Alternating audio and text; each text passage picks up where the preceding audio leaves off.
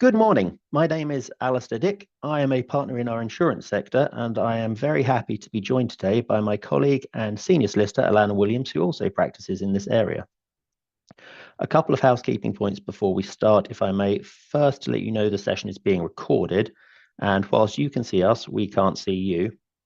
And second, we hope today to have time for a Q&A session at the end. If you have any questions, please post them in the Q&A box at the bottom of your screen. And my colleague and senior legal advisor, Harriet Strevens, will pick them up for us at the end. If we run out of time, we will deal with them separately afterwards, and you're always happy to contact us by email. So, thank you all for joining us in what I hope will be the first of a series of webinars discussing my favorite topic. Policies we variously refer to as warranty and indemnity, transactional risk, or representation and warranties. For today's purpose, we're going to refer to them as W&I policies, but in essence, there's no real difference. Now, for those who follow W&I insurance, you may think we've managed to time this webinar spectacularly to discuss the Court of Appeal decision handed down earlier this month in Project Angel Bidco. We will have a brief look at the decision, and particularly in relation to the warning it provides to insurers, to brokers, and anyone advising on W&I wordings. However, the plan for today is to run through the essence of what W&I policies are intended to cover, how they operate, and what the still small but growing body of case law is telling us about the ground rules for how insureds and insurers are going to have to approach them. So let's start with what are W&I policies. In essence, they are intended to take the place of a vendor post-completion in an M&A deal to make the purchaser whole if it transpires that the representations made during the sale process were inaccurate. They cover a wide variety of representations which may be inaccurate and which may give rise to a claim, but most often we're talking about breaches of tax covenants, breaches of accounts warranties, typically that the company is making the amount of money that had been warranted, and failures to disclose onerous or material contracts, or even specific outstanding liabilities, for example, employment issues, outstanding litigation disputes, those sorts of things.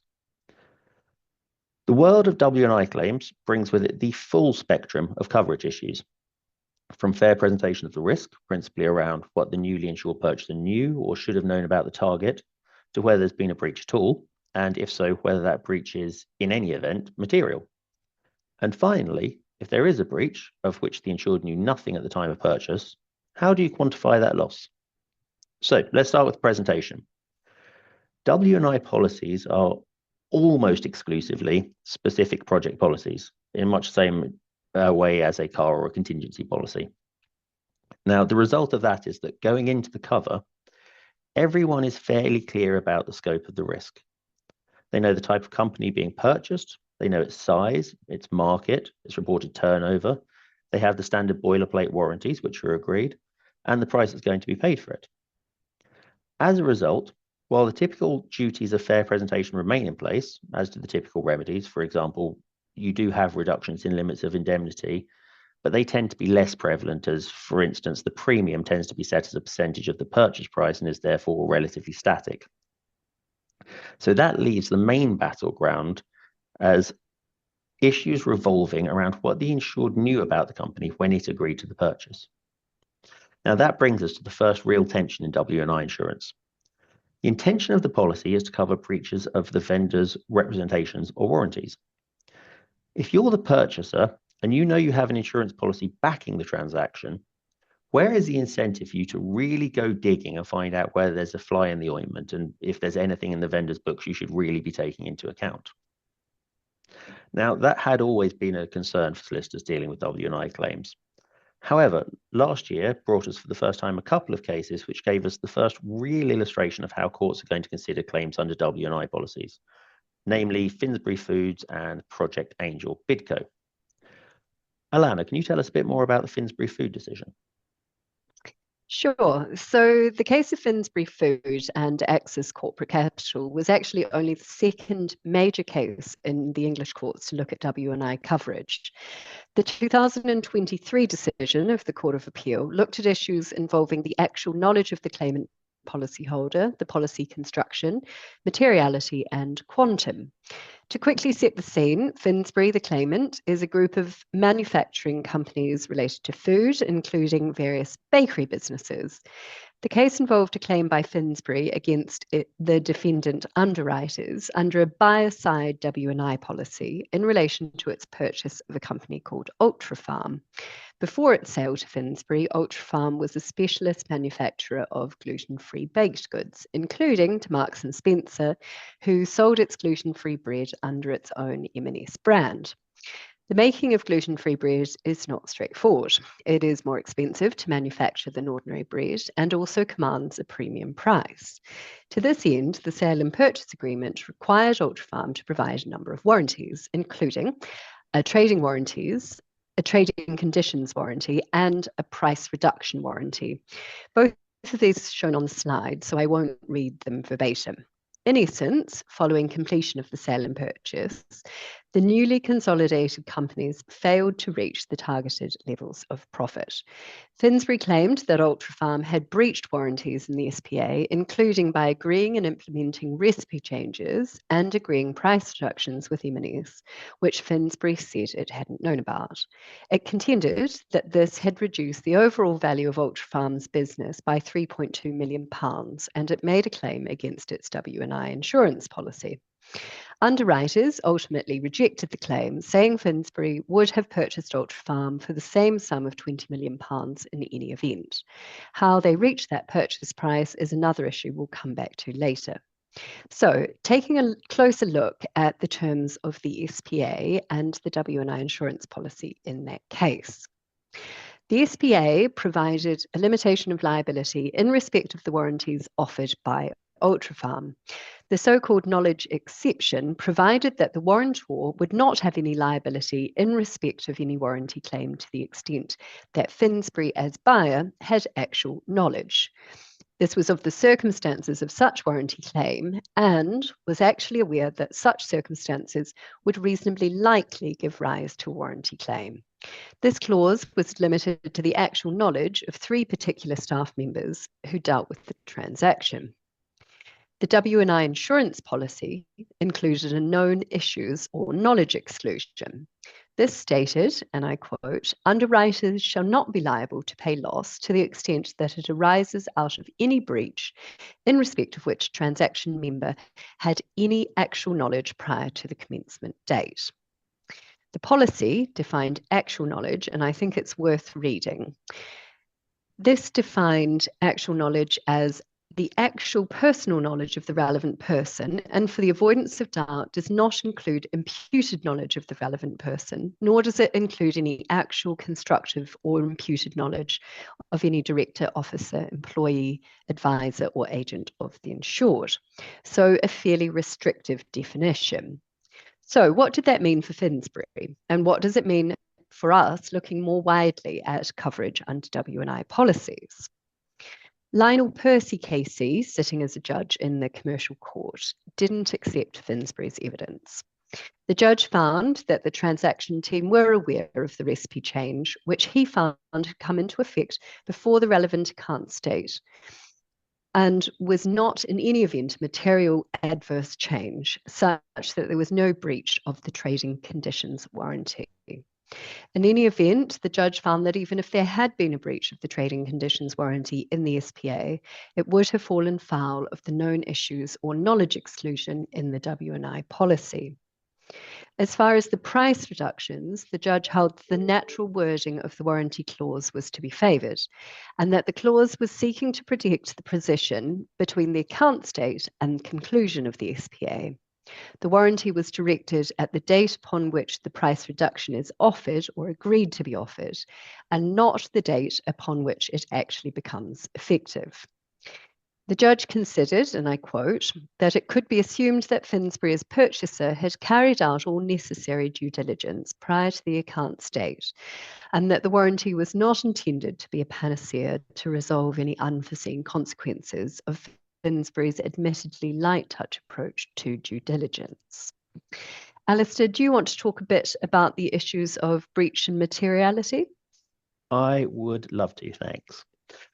So, whether there has in fact been a breach of a warranty or representation will almost always be a factual issue and will be case specific. And often in cases of breaches of accounts warranties, where, for instance, companies aren't bringing in the income they represented, It will be an issue for forensic accountants to review the company's accounts, and they will then advise on whether the income falls below the warranted levels, and if so, the extent of any variation. Now, issues surrounding breach are a whole topic in themselves, but for now, we're going to focus on the guidance on the extent to which breaches are material. So, staying with Finsbury, the parties agreed, helpfully, that there was no set meaning to the word material. The judge went through and considered previous case law, and he set out that in the past, a material adverse effect meant something that was substantial or significant, as opposed to something of a de minimis level. It had also been decided that an adverse change would be material if it significantly affects the borrower's ability to repay the loans, neither of which are particularly specific. In other cases, such as the KitKat and MMS case, a material adverse impact was specifically defined as being at least 20% in the case of operating income and 10% in the case of revenue. Now, all of those cases are good reminders that when we're looking at what's material, we have to directly refer back to the SPA. In Finsbury, a lot of the discussion revolved around the construction of the trading conditions warranty, and particularly the 20% figure that was included within it. The judge, however, decided that on a true construction of the wording, Ultrafarm had given two separate warranties. First, that there had been no material adverse change in the trading position of Ultrafarm or in its turnover. And second, a separate warranty that there had been no loss of a customer representing more than 20% of Ultrafarm's total sales. As a result, given that he held it broke down into two separate warranties, he was not convinced there had to be more than a drop of 20% to trigger a material breach. His judgment was that he was satisfied that a material adverse change since the account date must exceed 10% of the total group sales of Ultrafarm to be a breach of the trading conditions warranty. We should say that that was slightly up for grabs because it was over a 9-month period rather than a full trading 12 months or a full trading year. But it should serve as both a salient reminder that all cases will be fact specific and should give a useful benchmark to insurers that it looks like material breaches are going to have to exceed roughly 10% of total group sales going forward. So, if we have reached the stage that we can show there has been a fair presentation of the risk, the insured knew nothing of the breach and it doesn't fall foul of any exclusions, and that the breach is material, how do we then quantify that loss? Alannah? Thanks, Alasdair. So before we delve into how we quantify loss in cases of breaches of warranties, I should say briefly that this talk assumes some level of familiarity with accounting issues around company performance. For instance, when we refer to EBITDA, we are not referring to earnings before I trick the dumb accountant, as it used to be called, but rather, as shown on the slides, earnings before interest, taxes, depreciation, and amortization. This is effectively the shorthand way to strip out the level of profit that a company makes, taking its turnover and direct costs, but removing the other general costs, which are largely independent from the operation of the business. So the basic principle for the quantification of losses arose in a case in the late 1990s and was established in a case called Senate Electrical Wholesalers and Alcatel Submarine Networks, which was sadly not about anything quite so exciting as submarines. In Alcatel, the sale of the electrical business was based on a purchase price comprising the net assets and goodwill of the business. There was a breach of warranty by an overstatement of the profits in the accounts. The claimant argued that a price-earning multiplier ratio should have been applied to calculate the loss, but both the trial judge and subsequently the Court of Appeal rejected this, primarily because the price-earning ratio was not how the purchase price had been calculated. The court established that the true measure of damages was the difference between the true value of the asset and its value with the quality as warranted. So the warranty true value compared with the warranty false value. This may seem simple enough in principle, but the issue is how you apply it in practice. In Alcatel, the discussion centered around whether you were obliged to take the reduction in income, the subsequent reduction in EBITDA, and apply the price earning multiplier to the reduction. For instance, if the company was said to have been earning £5 million per year in EBITDA, but was in fact only earning £4 million per year, so a £1 million reduction, and you purchased the company at a 10 times multiplier, your loss would have been £10 million. But what happens if the purchase was not on a specific multiplier? In that case, do you have to adduce expert valuation evidence as to the typical multiplier applied to businesses in that industry and then make any specific adjustments? In Alcatel, the court held that the starting point for assessing loss was the basis on which the purchase was valued.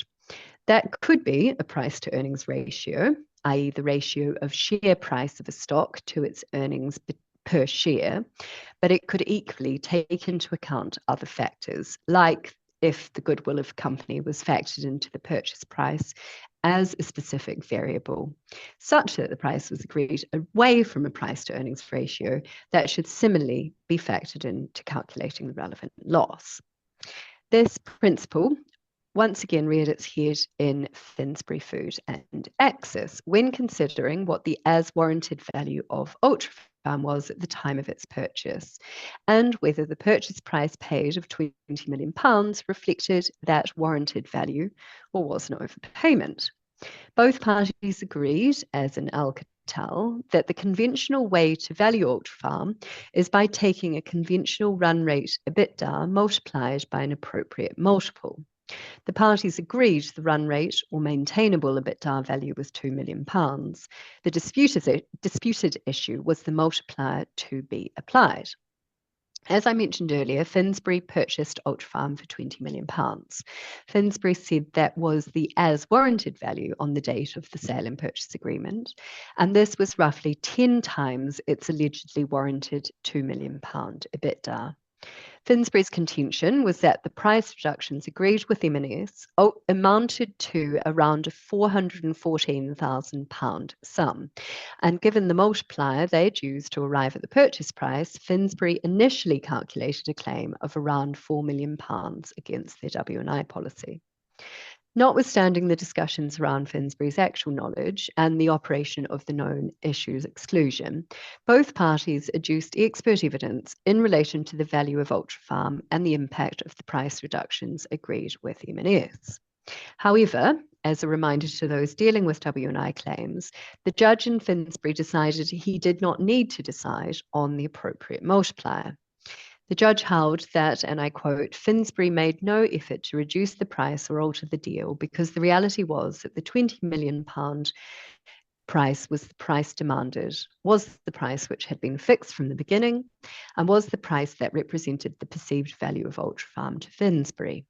He went on to find that, and I quote again, once the owner of Ultrafarm was led to believe that Finsbury were prepared to pay one-time sales for the business, there was no basis for him to accept less. The price of £20 million was hard-coded, close quote. The judge therefore held that there was in fact no warranty true value which could be reached by the application of a price to earnings ratio, and that Finsbury would have been prepared to purchase the company for £20 million in any event. Alasdair, we promised to briefly discuss the very recent decision in Project Angel Bidco. Do you want to cover this off? Sure, that would be good. Sadly, it didn't revolve around angels either, so we have very depressing case names on everything today. But the litigation in Project Angel revolved largely around issues of policy construction wording, and they are worthy of their own webinar, and we will look at them in detail separately another time. However, for today, we look at it briefly as a reminder of the importance of the specific wording of policy exclusions. To very quickly set the scene, the insured in Project Angel purchased a company called Knowsley Contractors, who traded as King Construction. King Construction was a general construction contractor to local authorities, mainly to Liverpool City Council. Now, in the process of disclosure from the vendor, they included a statement which said, as you'll see on screen, in terms that the company regularly attends charity events run by the local authorities. The company will make a point of spending well at the charity auctions at such events. This is to ensure that the local authorities see they are well supported in the charity of their choice by the company. Now, unsurprisingly, given that we're discussing the matter, it seems those activities may have been slightly improper. The precise details were never disclosed as they were subject to ongoing investigations. However, the insured alleged that as a result of the discovery of that conduct, Liverpool City Council ceased or severely reduced the business it did with King Construction. As a result, the price it paid of approximately £16.5 million did not reflect the true value of the company, which it said was either nil or at most £5.2 million. The SPA contained the typical anti-bribery and corruption ABC warranties, which it was said by the insured King Construction had breached. As a result, they believed they had a good claim against their insurers for recovery under their policy. The claim, however, along with the subsequent litigation, turned on the construction of the policy exclusion for ABC liability. The policy excluded, and we put it on the screen, any liability or actual or alleged non-compliance by any member of the target group, etc., etc. Now, we highlight the word or because it was specifically responsible for the litigation. The insured's case was that the definition of ABC liability contained an obvious minor error, and the first occurrence of the word or should have been for. It said this could and should have been corrected as a matter of construction, and that if that course was adopted, it would be entitled to recover its losses. Insurers argued that the definition as drafted was effective to exclude and should be constructed as excluding both losses arising from any actual or alleged non-compliance with the ABC laws. The judge at first instance set out at length the body of case law, which suggests the court should be slow to interfere with the parties' contractually agreed wordings.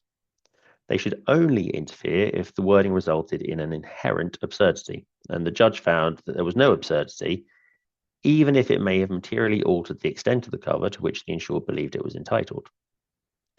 Now, as we mentioned at the outset, and as everyone that follows W&I claims will be aware, the Court of Appeal has just had its say on the extent to which the court's entitled to remedy an alleged drafting error. We should say at the start it was not a unanimous decision, and Lord Justice Phillips assented and believed that there was an error which should have been corrected.